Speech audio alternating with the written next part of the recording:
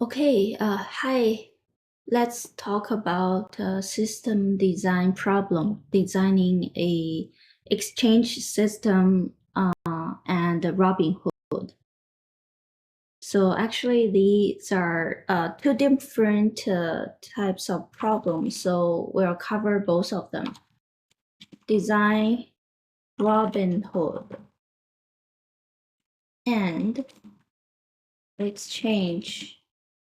Uh, so stock exchange system.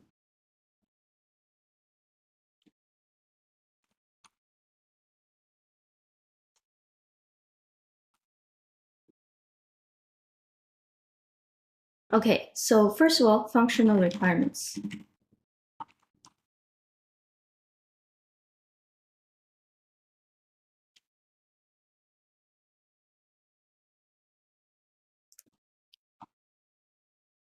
So for Robinhood, we allow users to purchase some stocks. Let's just focusing on stocks. So we don't talk about options and other uh, other stuff. So that makes things more complicated. So let's first focusing on stock only. Allow users to buy stocks.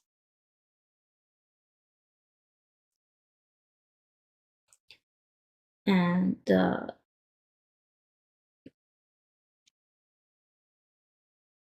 so allow users to cancel their purchase. Okay, so also we want to user can see real-time price changing for the stocks for stock set that they have selected. Yeah. What else? So for Robinhood, we actually leveraging the another exchange system to publish the data to Robinhood, and Robinhood listen to it to report to the client about the stock price. Also, the real matching and the purchasing action is actually happening on the stock exchange system. So, and then let's talk about the stock exchange.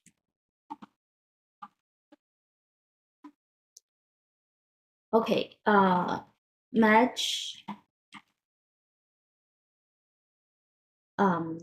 stock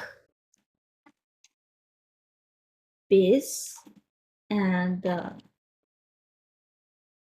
sales. Okay,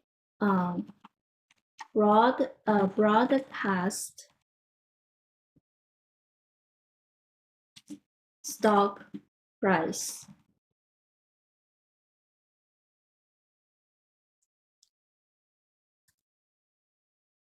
Um, in real time. Okay, actually, so yeah, so basically it so keep a like a stock book. Stock book is actually recording to all the bids and asks amount, and so all the amount of bids for each symbols and asks for each of the symbols. So it's actually keeping a book of like everything in history. Keep a stock book of this and that.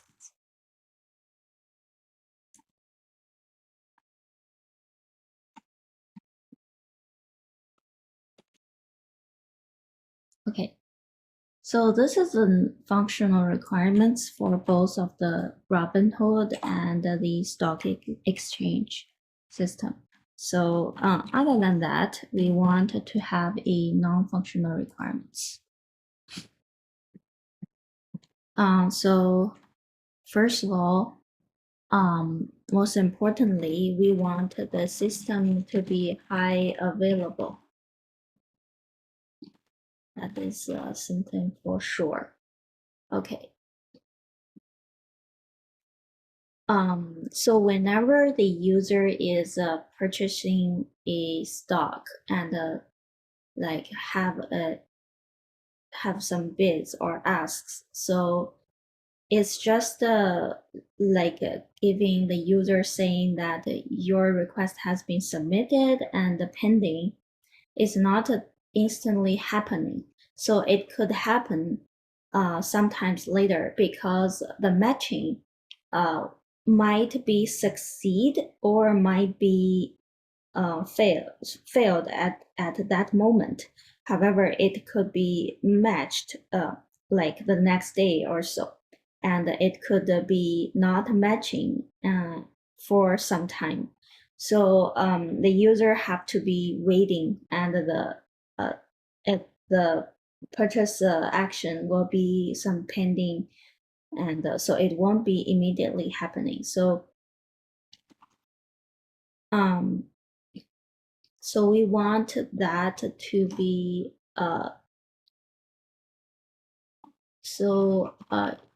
user submission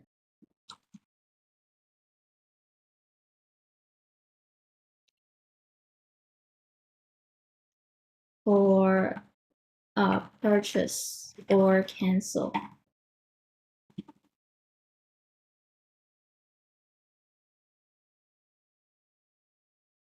is so this is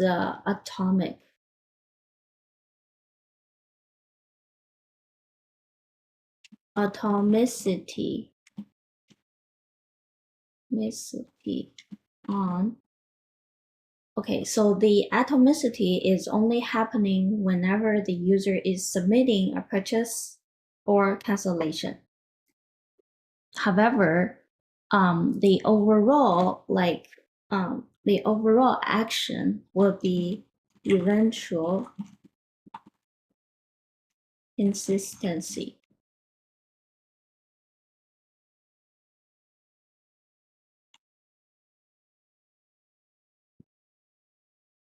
Okay, so other than that, stock price. So users see stock price near real time, potentially less than a half a second or so. So it has to be quick. Okay. Um, so this is a non-functional requirements for the Robinhood. How about the stock exchange? Okay, so first of all, we also want the entire system to be high available. That is for sure and fault tolerant. And second of all, we would need a low latency when matching.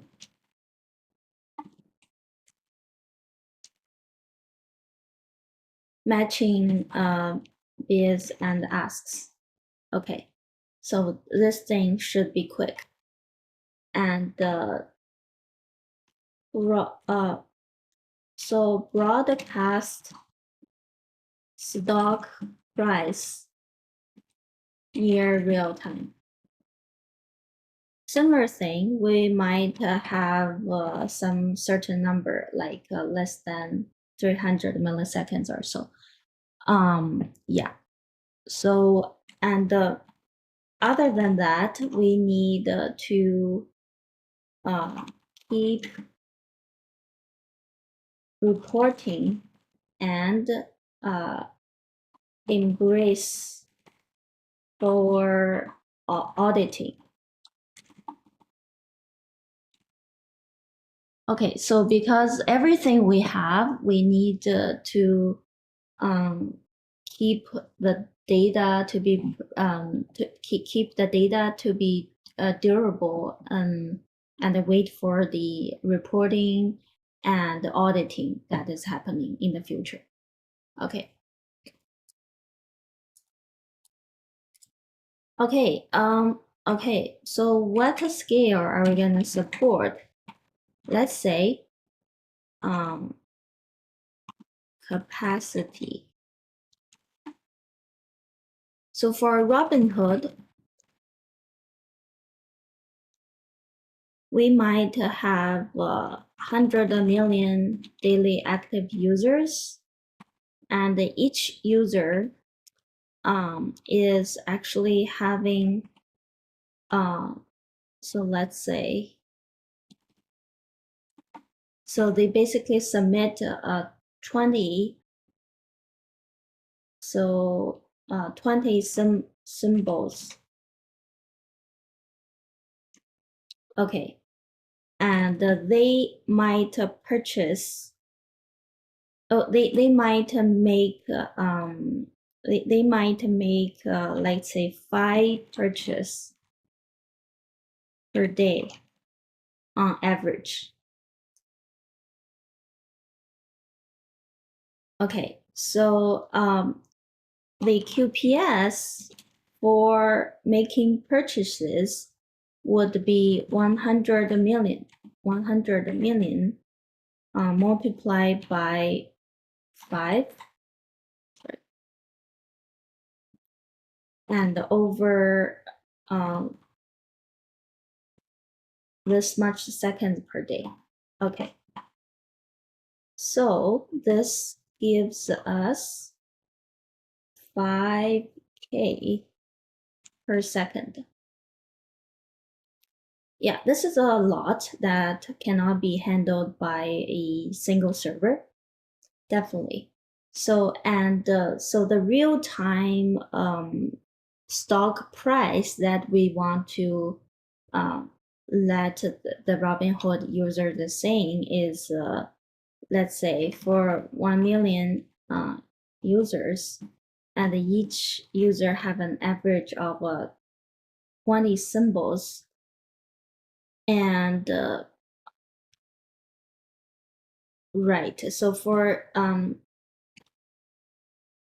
let's say every day, so the user will spend on Robinhood for an hour, let's say. Let's say an hour is this much of the seconds per day. And each day will have this. Okay, so for real-time stock price watching, we might need a number of 100 million or 2000 million over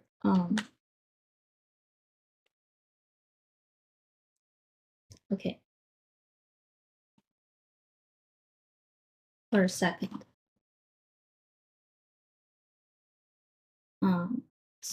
Stock price update.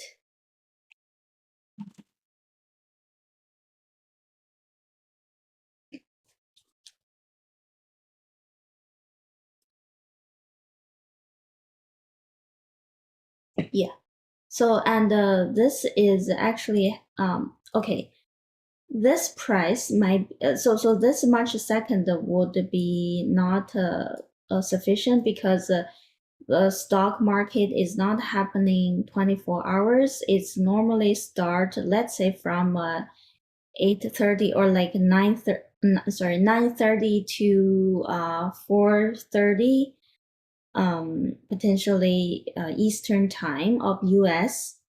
So that is giving us 8 hours actually. So this number would be incorrect. So basically, let me adjust this number. It's actually a 8 hours multiplied by this.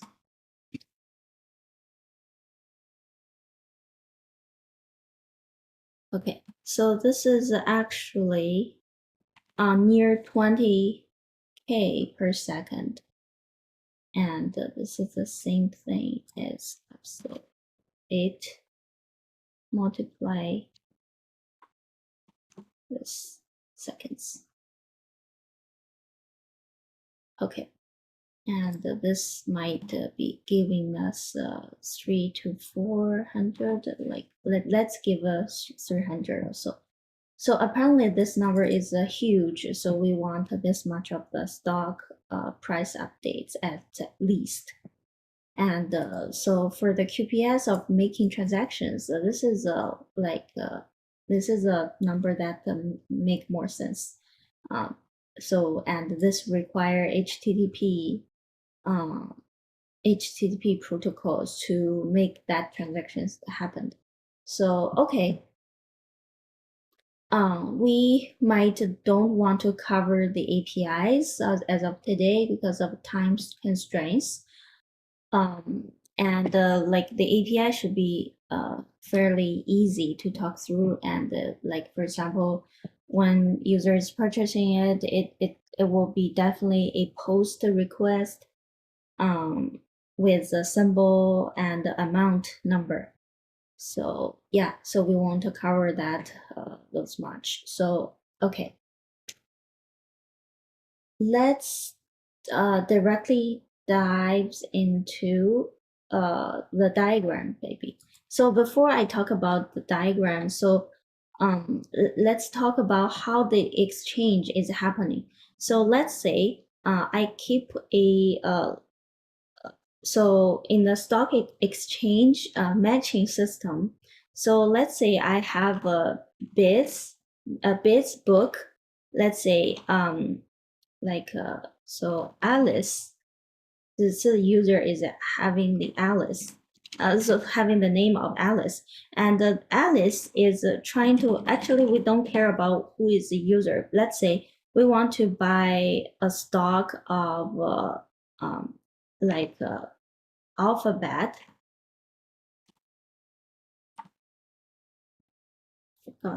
alphabet. Yeah, so basically so somebody is actually bidding it at a price of like 200 multiplied by 10, for example. And so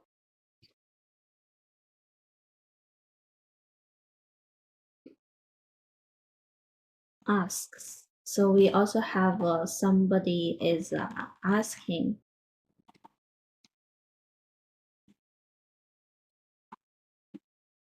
So I'm asking it at a price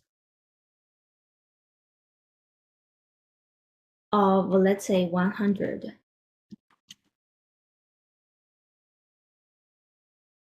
And another asking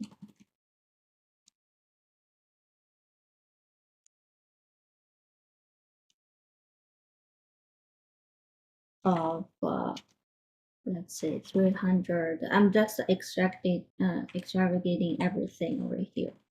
So let's say five. So the matching only happens whenever like whenever the bidding like the asking price is like higher compared with the bidding price. So that's when so we will see one or more trades executed when there exists both a bid and ask that exist where the bid price is larger than the bid price is more than the ask price. So bid should be large or equal to ask price. And this is matched. Okay. So in this case, so this person is bidding at a price of 200 and it is a 10 and it's perfectly matching this one, but not the 300 one. So this will be like handling. So this 300 thing is gonna be waiting until a higher price come up to be happening. So yeah, and this is the volume that this person is requesting for is bidding for. So yeah, just like have to be matching in the price level. Yeah, so just quickly talk through this and let's dive deep in, let's directly dive into the designing. Okay, I am a Robinhood client. As we always do, we have a API gateway with auth functionalities, load balancing, and the rate limiting. Okay.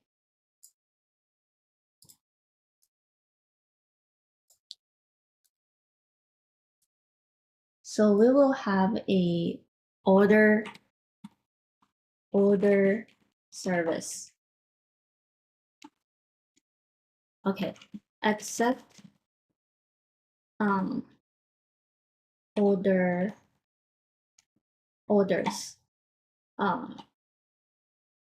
requests. Okay. Record this to database. Okay. And response to the customer. So if the user is trying to purchase something, it also needs to check, let's say one a, let's say, validate request.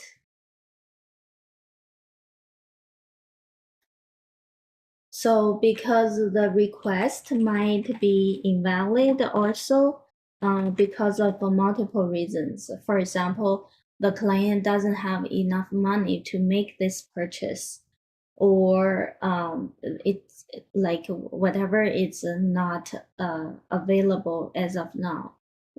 For example, it's not the like it's not the market hours. It's I mean 8 p.m. at night. So we do a bunch of validation and so or like saying if the request can be accepted or not. But anyway, we're gonna to record the action to the database and the response to the client. Okay, basically, we will have a database.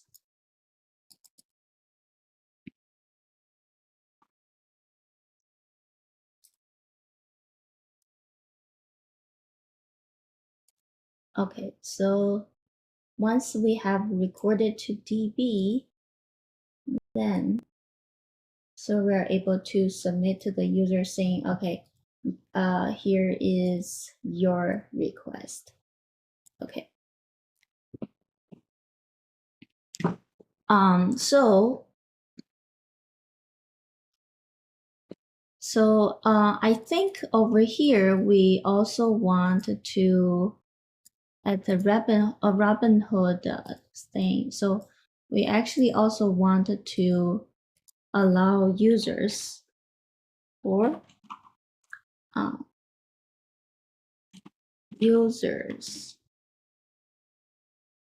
user can see their order status or history. Oops. Okay. So this is a GET request came from user side. Okay. So over here,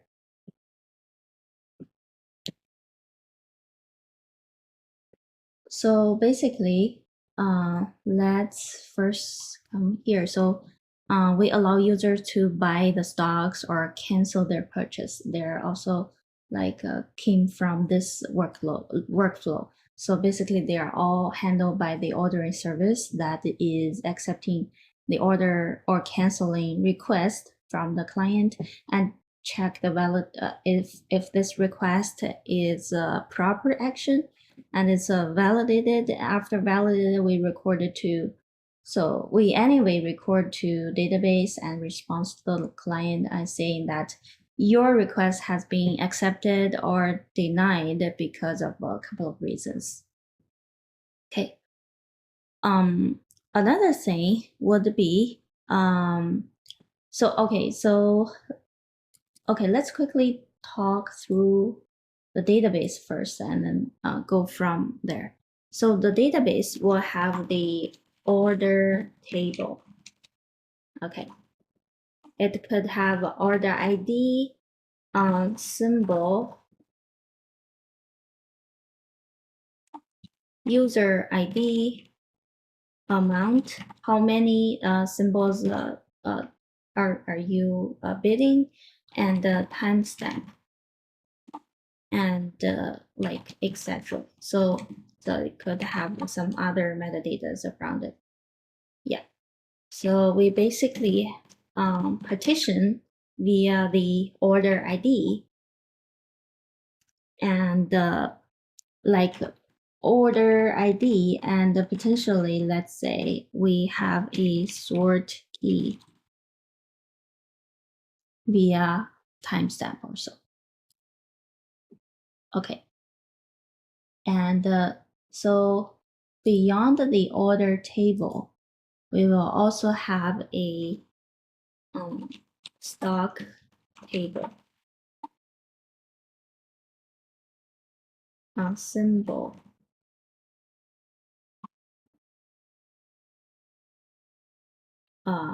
Like so symbol enum table basically. But anyway, so maybe we don't need it as of now. So okay.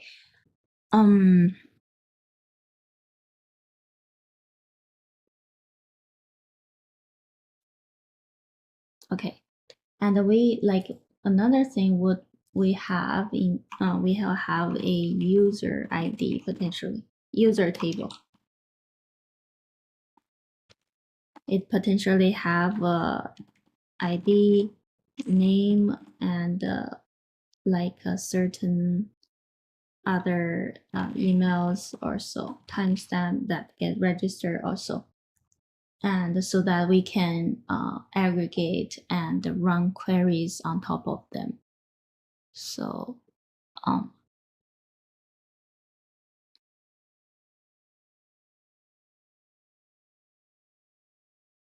correct.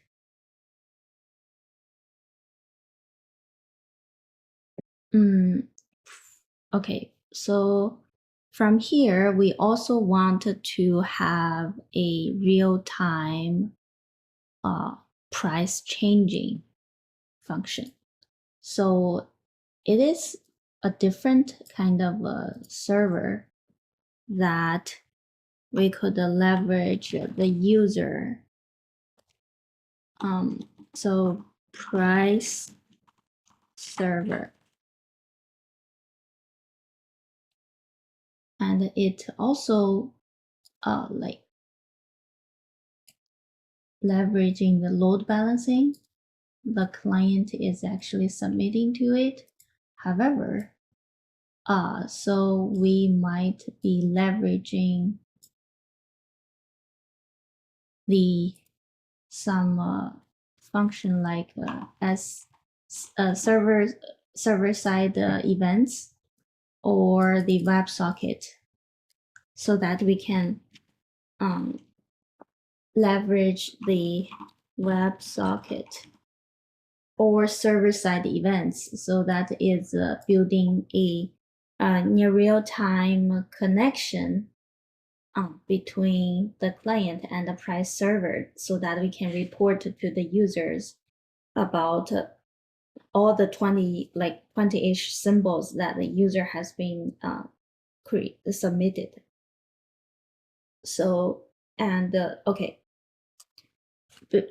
because we want this to be fast, like we wanted to, we're potentially leveraging some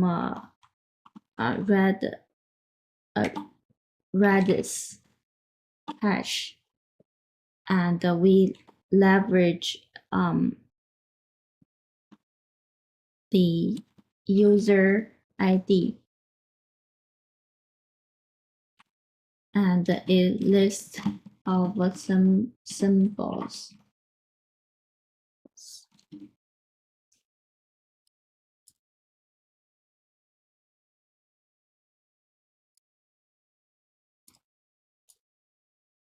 Okay, so we can partition via the user ID with a list of symbols that this user is subscribing to, so that like the client can be quickly looking into the price. Okay. The user can also see their order status and history. So basically,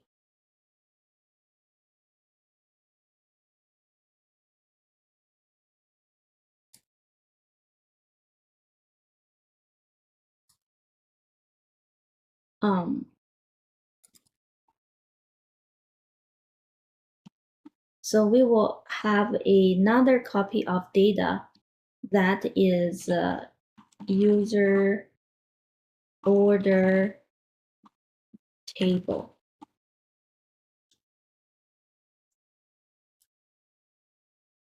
We call it the user order table. Okay, here.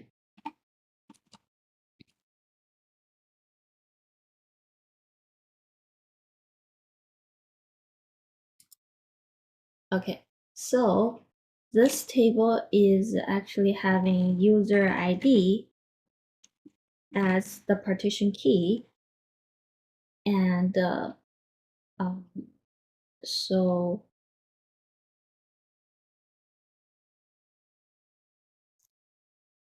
so we could have a primary key like the order ID. So user ID plus the order ID could be the primary key. However, the user ID is the partition key.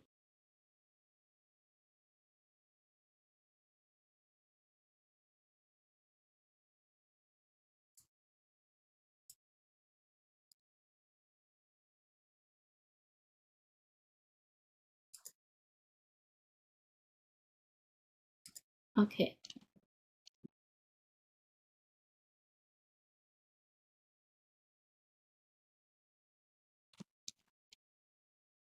Run new.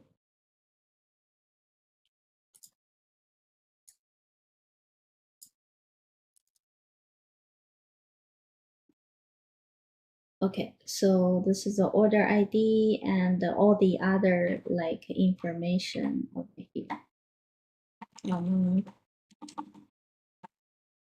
Symbol and etc.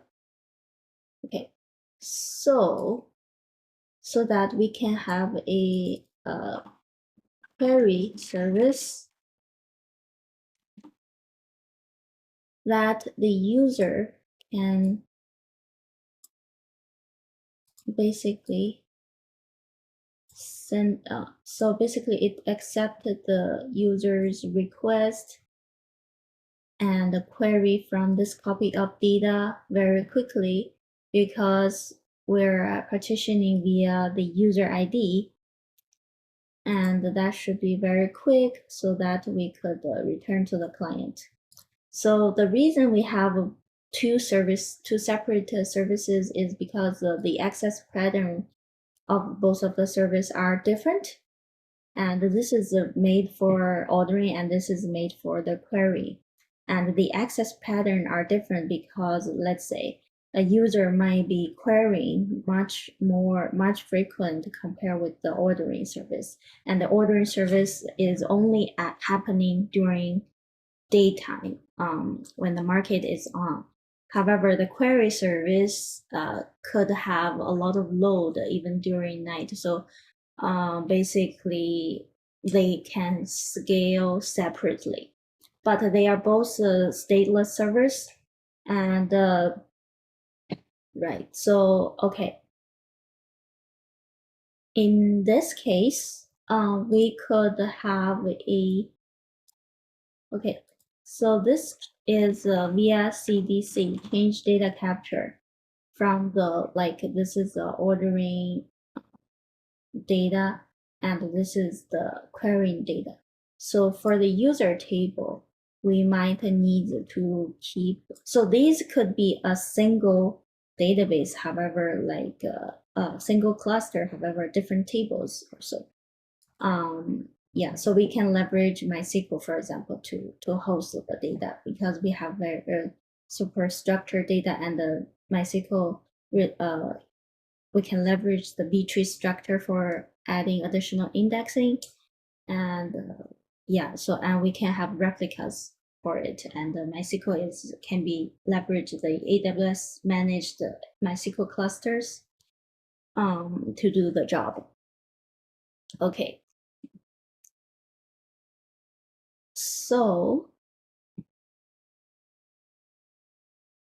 okay, user can see real time, and the user can buy, cancel, and the user can see their status.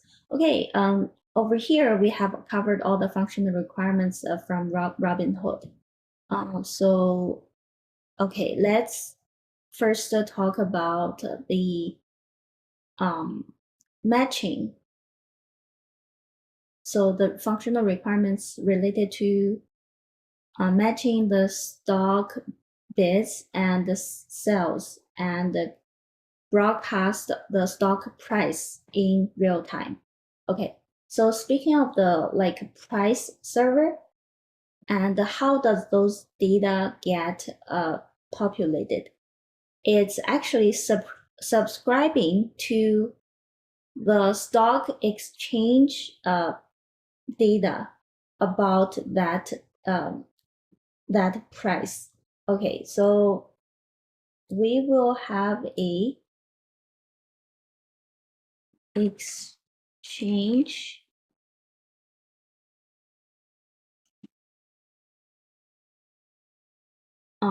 price server.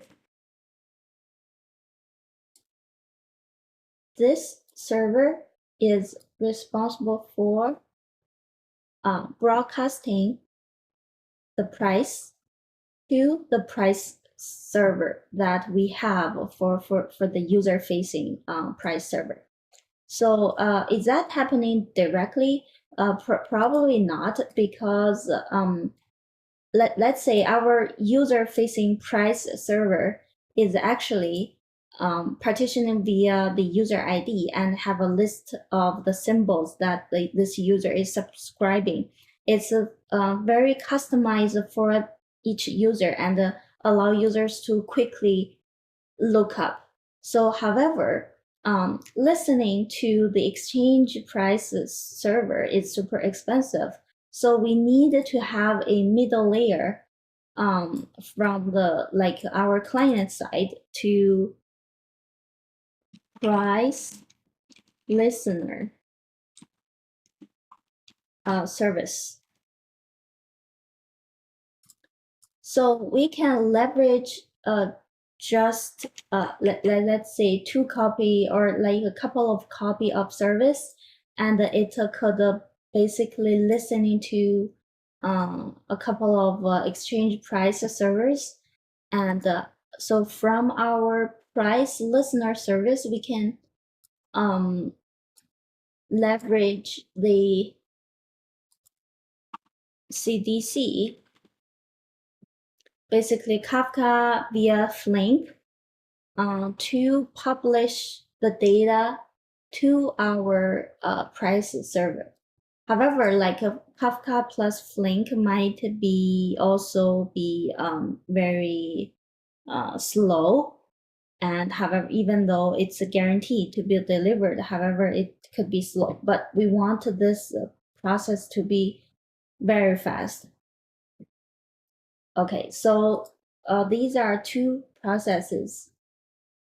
One is from the exchange price server, from the exchange, the exchange like a service, and another one is that whenever it reach to our service center or data center, we want to broadcast to the user price server really quick. So let me change the name to differentiate. We call it user price server. Okay.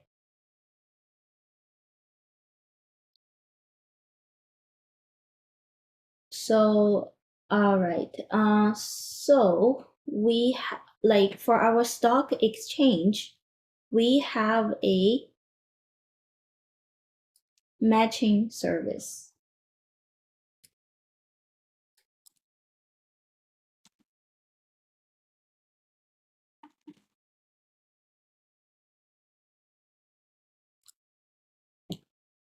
Okay, so we might contain, so this is, okay.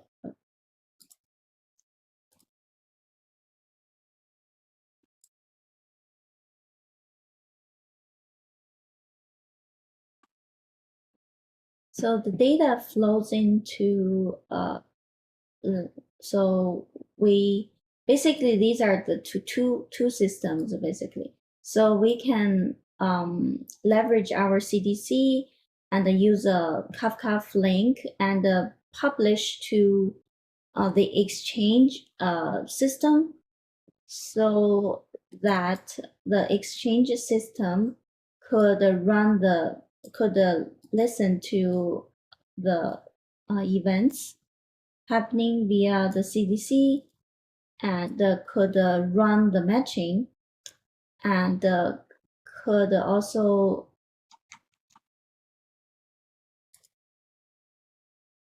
the CDC is actually having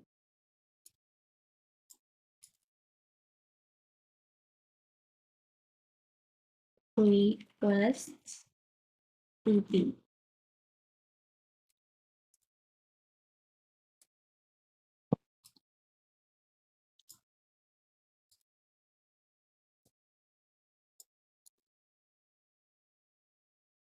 In consumer.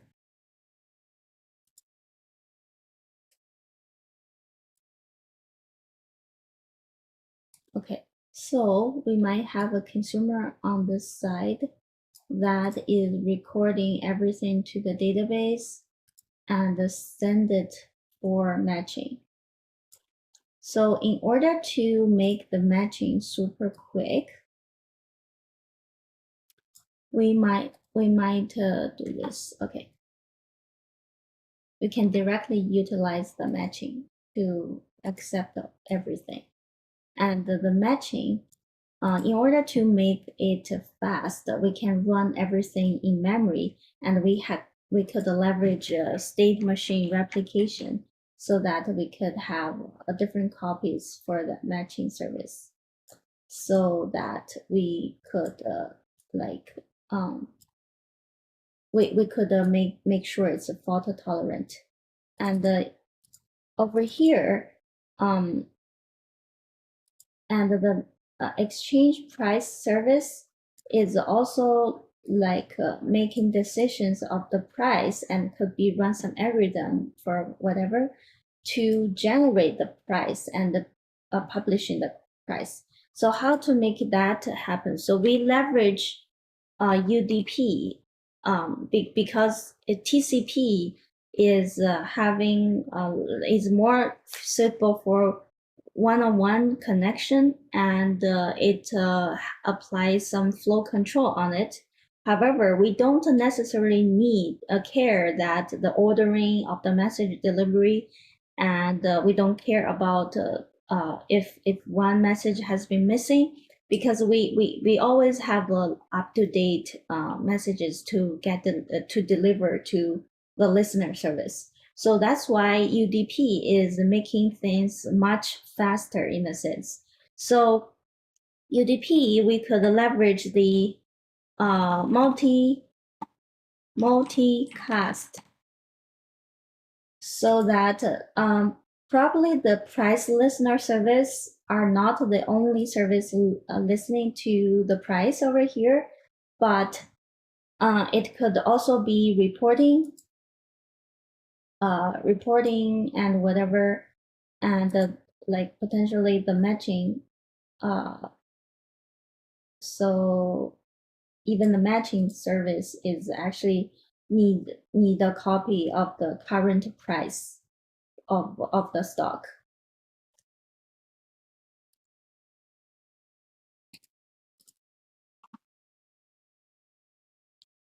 Uh, uh, the, okay, right. So, okay, let's get back to the requirements over here. So we want to match stocks, bids and sells, and broadcast the stock price in real time. We leverage UDP multicasting, and in order to make this happen as well, we also leverage UDP. So potentially we can leverage web socket to it, or server-side events. Same thing as when we're publishing to the client. Okay, so over here, we keep a stock book for bids and asks. So we basically keep everything as a persistent copy, and we also use the matching service to keep a copy of existing bids and asks, to make sure that our matching is happening very quickly. Okay. Over here, let's talk about how do we want to partition every system, and the scaling perspective.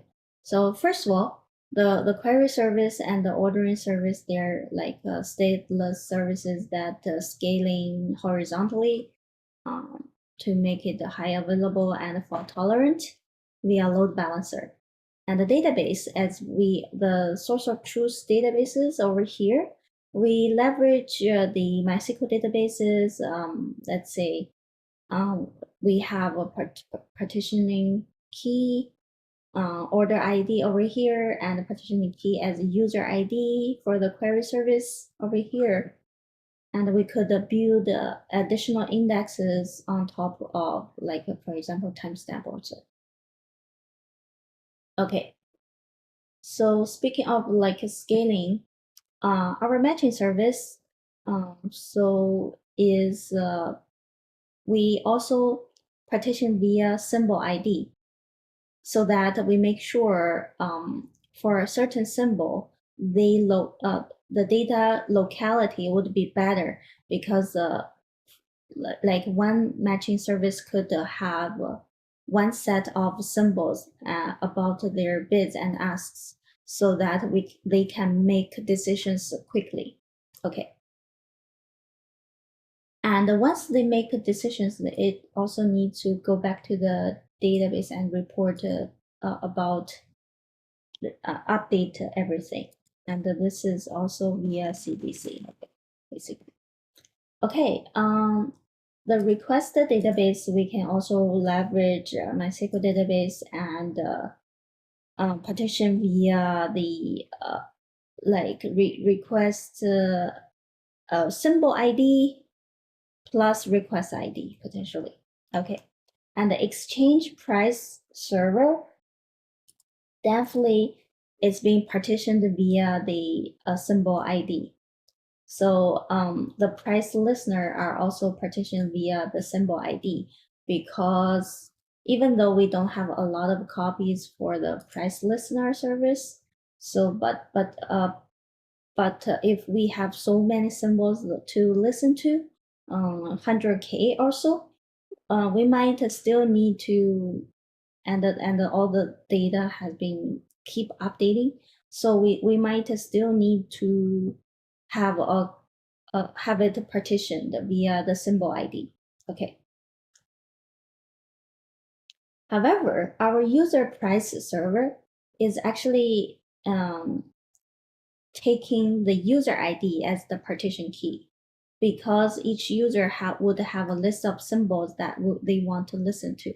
And for those, for each user, we will have a different copy for the price for that user. Yeah, so and they basically would like to broadcast those information via the like WebSocket or SSE in that case.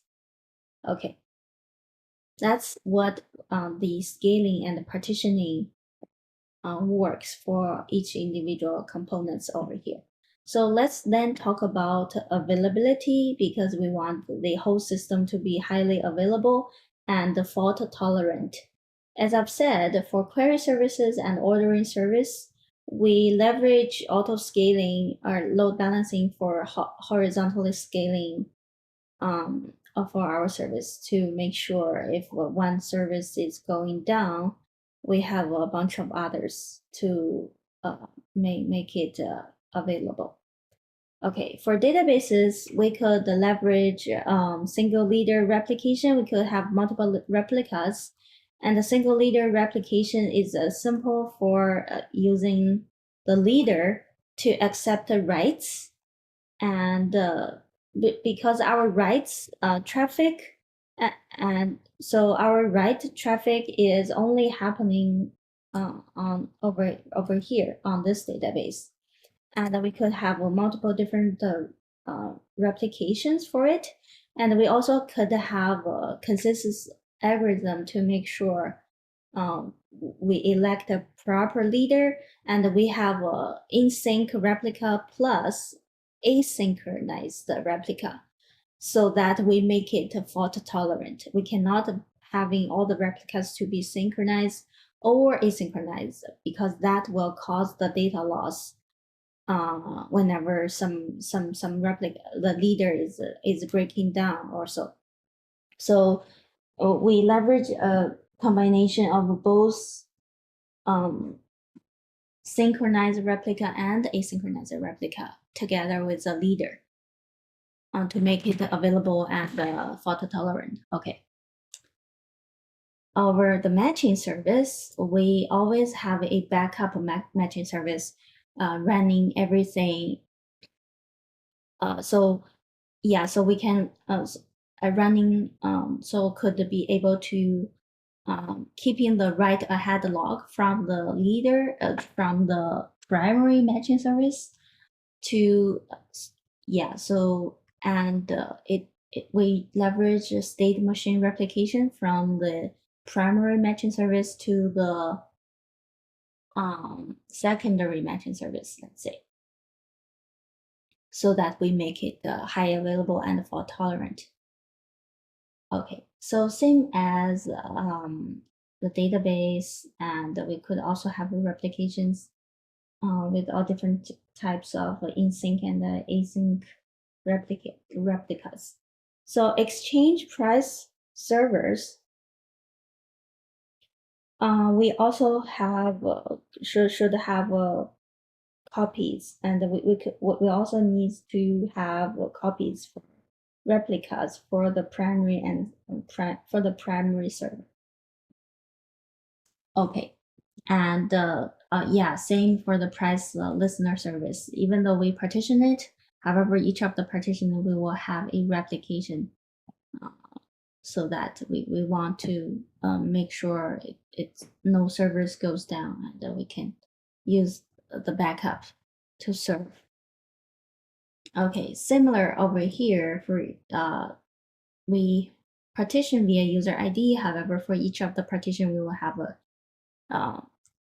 like replications, even though the client is actually submitting to the WebSocket or server-side events to the primary instance. However, if it goes down, the client needs to be routed via load balancer to the backup for this particular thing. Okay, what if for this partition, we might have thousands of clients listening to it, and it suddenly crash. What will that happen? Okay, if that is crashed, all the connections to the via server-side events to the client will get breaking down. So this line will be vanish. Okay, the next thing is that the load balancer will route the clients to the backup Redis service to listen to. However, the thousands of users cannot suddenly altogether listen to the new replica, the new backup service. And that is a thundering herd problem we will have if that's the case. So instead, we could always make all the client connection to the backup service in a different time by adding a random jitter on it, so that each client could listen to the new service few at a time, not all together, because that will also having thunder herd problem that we don't want to see. Okay, yeah, here is what we talk about the availability about both Robinhood side and the stock exchange side. Okay. All right. We also want, let's say, what we do we need to cover? Okay, high availability, atomicity on user submission for purchase. Okay, whenever the user is submitting it, the order service is actually handling the exception validation for the request is proper or not, and record to the database and the response. If before anything that is recorded to DB, it won't respond. So that this makes sure that this is atomic. Speaking of it, okay. However, it's not saying that it's your submission has been purchased, completed, or canceled. That is actually happening after, right after. So that this data goes to the matching service, and matching service decide your order had been completed or not. So we will have a separate CDC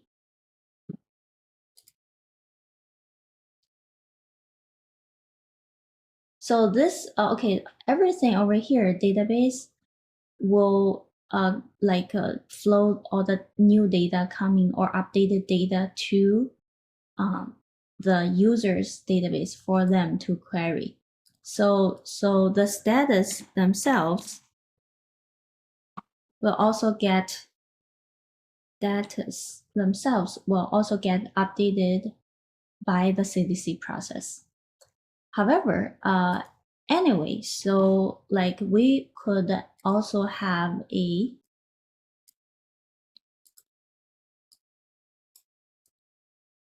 oops.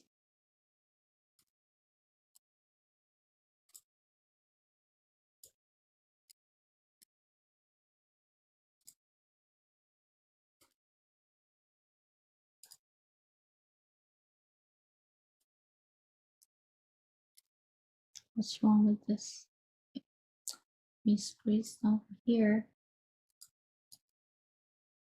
We also have a notification service. Okay, if we want this functionality over here. So we also can have a notification service is a separate types of a system design problem that we won't cover today. So yeah, so basically we can leverage the notification service to allow users to know, okay, your order had been completed. But anyway, client can query it via the query service, look up the status of their orders over here. Okay. All right. So let's come back to this and say, what's the leftover non-functional requirements? Okay. Eventual consistent means that even though it's recorded to the database, however, if we want to query it or matching it, it's flowing asynchronously via CDC, and we can always check a little bit later. We don't, we treat consistency, we treat the consistency level as eventual consistency because we want everything to be high available and low latency so that yeah, so we don't need that much of a strong consistency. Okay, users see the stock price like near real time. We made so yeah, we tried our best to make it fast like this. Okay, okay. We covered everything on the non-functional requirements of Robinhood. Let's come to the stock exchange. We want them to be high available and fault tolerant. We already covered we need the replication on each of the layers, and we want to low latency when matching. So the matching service is actually keeping it is actually partition. It's a could be working as a stateful kind of a thing that it could maintain its own copy of a cache for the book, for the bids and ask book. Instead, it could also have so it could have also have a distributed cache so that it could query the book from the Redis instead of the database, so make it faster in that case. Okay, so from the matching service, everything is running in memory. So we want to make sure that it's super fast and it will sending back to this database via CDC and like update the database over here. Okay, and right, so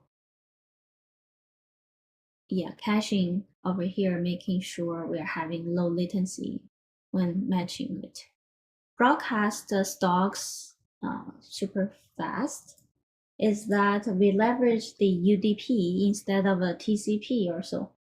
UDP multicast because the exchange price service server need to multicast to a couple of listeners. One is the price listener services we own from Robinhood side. Another is the matching services also need that data. And the auditing is also need that data. So basically it has a lot of consumers for it. And it also requires to request some data from existing database to do the computation. Okay.